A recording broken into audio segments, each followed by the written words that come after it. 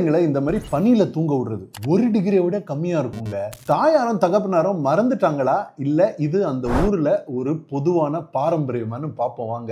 வாழ்க்கை நம்மளுக்கு புரிஞ்சது மட்டும் இல்ல, ஆனா தெரியாதது நம்மளுக்கு நிறைய விஷயம் இருக்கு. அண்ட் அதை பத்தி நீங்க கத்துக்கணும்னு நினைச்சீங்கன்னா ஃபாலோ தட்டிக்கோங்க. நீங்க யூரோப்ல டென்மார்க், நார்வே, ஸ்வீடன், பின்லாண்ட்ல எல்லாம் இது ஒரு ரொம்ப பொதுவா பார்க்க முடிஞ்ச ஒரு விஷயங்க.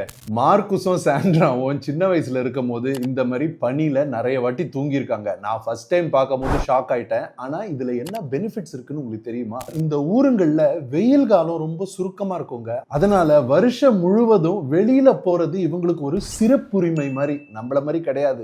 அதனால சின்ன வயசுல இருந்தே குளிருக்கு இவங்களை பழகப்படுத்திடணும். அப்பதான் அவங்க வெளியில போவாங்க, அதுக்கு அடாப்ட் ஆவாங்கன்றதுக்காக இதை பண்றது. பின்லாண்ட்ல இதுக்கு ரிசர்ச் கூட பண்ணிருக்காங்க. ஆனா குளிர்ல ட்ரெஸ் கிஸ் போடாம எல்லாம் வைக்க முடியாது, குழந்தைங்களுக்கு பிரச்சனை வரும். அதனால நல்ல சூடு கொடுக்கிற துணியில அவங்கள கவர் பண்ணிட்டு பனியில இந்த மாதிரி வெளியில வைக்கிறது ரொம்ப காமன். அண்ட் ரிசர்ச் படி அந்த ஊர்ல குழந்தைங்க வெளியில வைக்கும் போது 2 to 3 hours நல்லா தூங்குறாங்க, தூக்கமும் ரொம்ப ஆழமா இருக்குன்னு கண்டுபிடிச்சிருக்காங்க. அதை தவிர அங்க சேஃப்டி ரொம்ப அதிகங்க. யாருமே குழந்தைங்களை கிட்னாப் எல்லாம் பண்ண மாட்டாங்க நம்ம ஊர் மாதிரி. அண்ட் எப்பவுமே பேபி மானிட்டர்ஸ் குழந்தைங்க கிட்ட வச்சுக்குவாங்க. ஏன்னா அவங்க அழுதாங்கன்னா இல்ல சத்தம் போட்டாங்கன்னா டக்குன்னு பேரண்ட்ஸ் வெளியில இருந்து உள்ள கூட்டிட்டு வந்துடலாம். சரி, பின்லாண்டை விடுங்க. நம்ம தமிழ்நாட்டுல இந்த மாதிரி வேற ஏதாவது பாரம்பரியங்கள் இருக்கா, அதை பத்தி நான் பேசணுமான்னு கீழே கமெண்ட்ஸ்ல போடுங்க.